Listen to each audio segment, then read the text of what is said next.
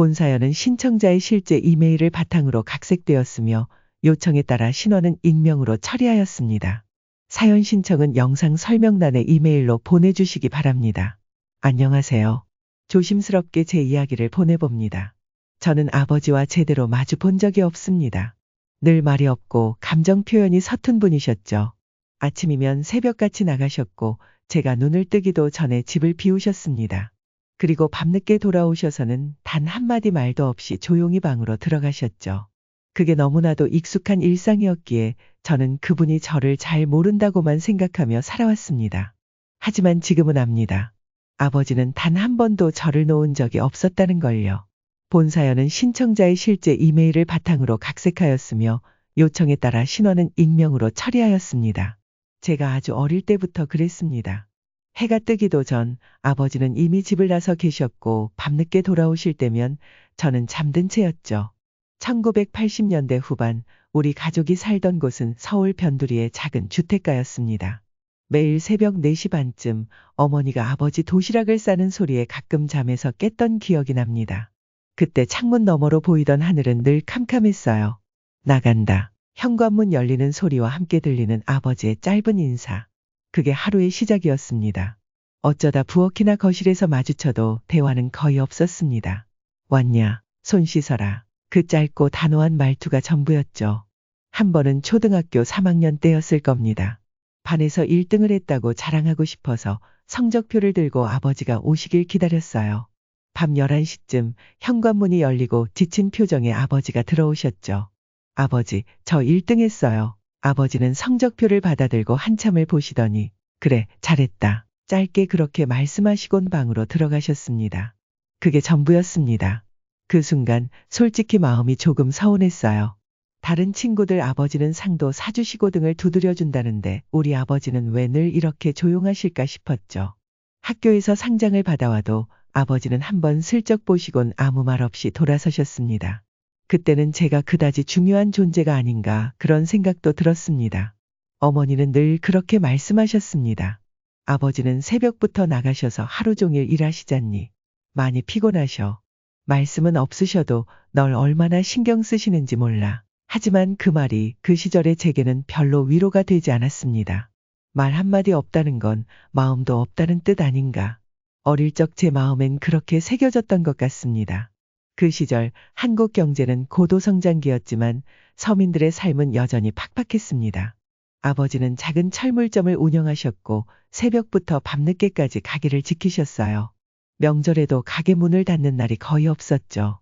집에 오셔도 말씀이 없으셨던 건 아마도 하루의 피로가 너무 컸던 탓이었을 겁니다. 지금에야 그렇게 생각할 수 있지만 그땐 몰랐습니다. 어리니까요. 중학생이 되고 사춘기가 오면서 저는 아버지를 더 피하게 되었습니다. 마주치면 어색하고 불편했어요. 그래서 아예 방문을 닫고 지내는 날이 많아졌습니다. 중학교 2학년 때 친구들과 늦게까지 놀다 들어온 날이었습니다. 현관에 불이 켜져 있었고 아버지가 거실 소파에 앉아 계셨습니다. 눈이 마주쳤는데 그날따라 괜히 더 어색하더군요. 무슨 말이라도 하실 줄 알았는데 조용히 자리에서 일어나 방으로 들어가시는 모습만이 남았습니다. 그 모습이 이상하게 마음에 걸렸습니다. 별말 없이 지나쳤지만 방 안에 들어가고 나서야 괜히 그런 식으로 피한 게 아닌가 혼자 괜스레 후회가 되더군요. 고등학생이 되면서 입시 준비에 매달리게 됐고 아버지와의 관계는 점점 더 멀어졌습니다. 그때가 아마 1994년 고3이었을 때였습니다. 그 시절엔 누구나 그랬듯 대학 진학이 가장 큰 목표였죠.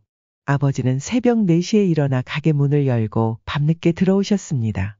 그 무렵 경제가 좋지 않다는 얘기가 여기저기서 들려왔습니다. 서서히 장사가 예전 같지 않다는 말도 어머니에게서 종종 들었고요. 당시엔 그게 얼마나 큰 걱정거리였는지 몰랐지만 아버지 얼굴이 점점 더 수척해져 가던 걸 보면 분명 쉽지 않은 시기였던 것 같습니다. 그런 상황에서도 아버지는 등록금만큼은 꼭 마련해 주셨습니다. 그땐 몰랐습니다. 아버지가 어떤 마음으로 새벽길을 나서셨는지, 하루하루를 버티며 무슨 생각을 하셨는지 전혀 알지 못한 채 저는 그저 무심하게 거리를 두었을 뿐이었어요. 그러던 어느 날 어머니에게서 전화가 왔습니다. 아버지가 쓰러지셨어. 지금 병원이야. 그 순간 핸드폰을 쥐고 있던 손에 힘이 풀리며 그대로 멈춰섰습니다. 가슴이 철렁 내려앉았고 머릿속이 하얘졌습니다. 말문이 막혀 한동안 대답조차 하지 못했습니다. 급히 짐을 챙겨 병원으로 향하면서도 차 안에서는 온갖 생각이 스쳐 지나갔습니다. 그동안 말 한마디 제대로 못 나눴던 기억들, 괜히 차갑게 굴었던 순간들, 그 모든 장면이 주마등처럼 떠올랐습니다. 전혀 알지 못한 채 저는 그저 무심하게 거리를 두었을 뿐이었어요. 진우의 목소리. 병실에서 처음 본 아버지의 모습은 낯설었습니다. 늘 크게만 느껴졌던 분이 조용히 누운 채 링거와 의료 장비에 의지하고 계셨습니다. 얼굴은 한껏 수척해졌고 눈을 감은 채 깊은 잠에 빠져있는 모습이 어쩐지 작고 약해 보였습니다. 의사는 뇌출혈이라고 했습니다. 다행히 빨리 발견해서 생명에는 지장이 없지만 회복하는 데 시간이 걸릴 거라고요. 저는 아버지 곁에 앉아 그 마른 손을 잡았습니다. 생각해보니 아버지 손을 잡은 게 언제였는지 기억도 나지 않았어요. 어쩌면 초등학교 때 이후로는 한 번도 없었을지도 모르겠습니다. 며칠 동안 집중 치료를 받으신 뒤 상태가 호전되어 일반 병실로 옮기셨고 2주쯤 지나 서서히 회복 단계에 들어섰습니다. 그제야 가족들과 조심스럽게 이야기를 나눌 수 있을 정도가 되었습니다. 괜찮으세요, 아버지? 병실에서 처음 건넨 말이었습니다. 아버지는 고개를 끄덕이셨습니다. 여전히 말씀이 없으셨지만 눈빛이 조금 달라 보였어요. 어딘가 따뜻한 기운이 느껴졌달까요? 의사는 무리하게 일하지 말고 충분한 휴식을 취하라고 했습니다. 그 뒤로는 가게도 줄이고 시간을 조금 더 집에서 보내시게 되었죠. 병원에 입원해 계신 동안 저는 아버지 댁에 가서 필요한 물건들을 가져오곤 했습니다. 부모님 집은 제가 어릴 적 살던 그대로였어요. 20년 전과 거의 달라진 게 없었죠. 그러던 중 집안 정리를 하다가 서랍 속에서 낡은 수첩 하나를 발견했습니다. 표지는 색이 바랬고 모서리는 해졌으며 군데군데 커피 자국까지 있더군요. 호기심에 펼쳐보니 그 속엔 짧은 문장들이 날짜와 함께 손글씨로 적혀 있었습니다. 1985년 5월 15일 초등학교 2학년 봄 운동회 때 100m 달리기 1등. 트로피 들고 해맑게 웃던 얼굴. 나를 닮아 달리기를 잘하는구나. 1989년 12월 20일 중학교 1학년 겨울 음악회 발표. 무대에 서서 노래 부르던 모습 많이 컸더라. 목소리가 어머니를 닮았다. 1994년 7월 30일 고등학교 3학년 여름 학력고사 모의시험에서 성적이 잘 나왔음. 역시 내 새끼답다는 생각이 들었음. 대학 갈 수 있을 것 같다. 2001년 2월 25일 대학교 졸업식. 사진만 봤다. 직접 가보지 못해 아쉬웠다. 정장 입은 모습이 어른 같았다. 2005년 5월 8일 결혼식. 신부 옆에 서 있는 모습이 듬직했다. 잘 살아주길 바란다. 한 장 넘길 때마다 눈시울이 뜨거워졌습니다. 이게 무엇인지 단번에 알아차렸으니까요. 이건 제 인생의 중요한 순간들을 아버지가 기록해둔 일기장이었습니다. 숨이 막혔습니다. 제가 아무것도 모르던 그 시절 아버지는 그렇게 조용히 제 삶을 기억하고 계셨던 겁니다. 그 흔한 잘했다 는 말 한마디 대신 아버지는 자신만의 방식으로 저를 응원하고 지켜보고 계셨던 거였습니다. 일기장 마지막 페이지에는 이런 글이 적혀 있었습니다. 아들아, 내가 너에게 많은 말을 해주지 못해 미안하다.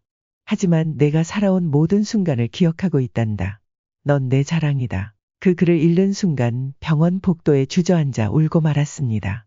30을 한참 넘긴 나이에 처음으로 아버지의 마음을 알게 된 그 순간이었습니다. 모든 감정이 한꺼번에 터져나왔던 것 같아요. 진우의 목소리. 시간이 많이 흘렀습니다. 아버지는 재활치료를 거쳐 어느 정도 일상생활이 가능해지셨고 저도 이제 누군가의 가장이 되었습니다. 가끔은 가족 앞에서 말보다 행동이 먼저 나올 때가 많아요. 아빠, 학교에서 상 받은 거예요. 제 아이가 초등학교 졸업장을 들고 와서 자랑할 때 문득 떠오르는 기억이 있었습니다. 제가 아버지에게 그렇게 들고 가던 그 시절처럼요. 그때 아버지는 어떤 마음이셨을까? 이제야 조금은 이해가 갑니다. 아이를 재우며 가만히 얼굴을 들여다보는 밤이면 문득 그분 생각이 납니다. 하루 종일 일하고 돌아와 잠든 아이의 얼굴을 바라봤을 아버지의 마음이 느껴지는 것 같아요. 아버지는 그런 분이셨습니다. 자신의 감정을 드러내지 않으면서도 단 한순간도 저를 잊지 않으셨던 분. 말로 표현하는 대신 행동으로, 기록으로 사랑을 보여주셨던 분. 그땐 왜 그렇게 단순하게만 받아들였는지, 왜 그토록 쉽게 오해했는지, 이제 와선 그 모든 시간이 아깝기만 합니다. 요즘엔 시간이 날 때마다 아버지와 식사 자리를 갖습니다. 예전엔 상상도 못했던 일이지만 가끔은 동네 뒷산에 산책도 가고 작은 분식집에서 따끈한 어묵국을 함께 나누기도 합니다. 처음엔 어색했습니다. 평생 대화가 없었던 사이가 갑자기 가까워지는 건 쉬운 일이 아니니까요. 하지만 서서히 조금씩 우리는 서로에 대해 알아가기 시작했습니다. 아버지, 제가 어릴 때 왜 그렇게 말씀이 없으셨어요? 아버지는 잠시 생각에 잠기시더니 대답하셨습니다. 내 아버지도 그랬다. 말하는 법을 몰랐던 거지. 그 한마디가 많은 것을 설명해 주었습니다. 아버지 세대는 감정 표현을 배우지 못했던 거예요. 아마도 그분의 아버지도 마찬가지였겠죠. 한국 전쟁을 겪고 산업화 시대를 지나오며 가장이라는 무게만을 짊어지고 살아온 세대였으니까요. 그래도 아들아, 너만큼은 내 아이에게 많이 말해주렴. 아버지가 너를 얼마나 사랑하는지. 그 말을 들으며 눈시울이 뜨거워졌습니다. 아버지는 자신이 하지 못했던 것을 제가 하기를 바라고 계신 거였어요. 많은 이야기를 나누지는 않지만 이제는 그분 옆에 앉아있는 시간 자체가 참 고맙습니다. 간혹 서로 눈을 마주치며 웃을 때면 그동안의 모든 오해와 거리감이 조금씩 녹아내리는 것 같아요. 지난 주말 아이와 함께 아버지를 찾아뵈었습니다. 아버지는 손주와 함께 텔레비전을 보며 드물게 웃음을 짓고 계셨어요. 그 모습을 보며 문득 생각했습니다. 아버지의 웃는 모습을 본 적이 얼마나 될까. 너무 늦게 알아버린 것 같아 가슴이 아팠습니다. 하지만 지금이라도 알게 되어 다행이라는 생각도 들었어요. 아직 함께할 시간이 남아있으니까요. 아버지. 그 수첩 속 짧은 문장들로 저는 당신의 진심을 읽었습니다. 비록 그때는 몰랐지만 지금은 제 가슴 속에 너무나 선명하게 남아있습니다. 말씀 한마디 없으셔도 저는 이제야 합니다. 그날 새벽 문을 조심히 여닫으며 나가시던 뒷모습이 저를 향한 사랑이었다는 것을, 매일 늦게 돌아와 잠든 제 방을 들여다보셨다는 것을, 제 모든 성장의 순간을 놓치지 않고 기억하고 계셨다는 것을, 그리고 이제 저도 아버지처럼 제 아이의 모든 순간을 기억하려 합니다. 다만 한 가지 다른 점이 있다면 저는 그 마음을 말로도 표현하려 노력한다는 것이죠. 아버지가 그러지 못했기에 저에게 바라셨던 것처럼. 아버지, 사랑합니다. 이제야 말할 수 있네요.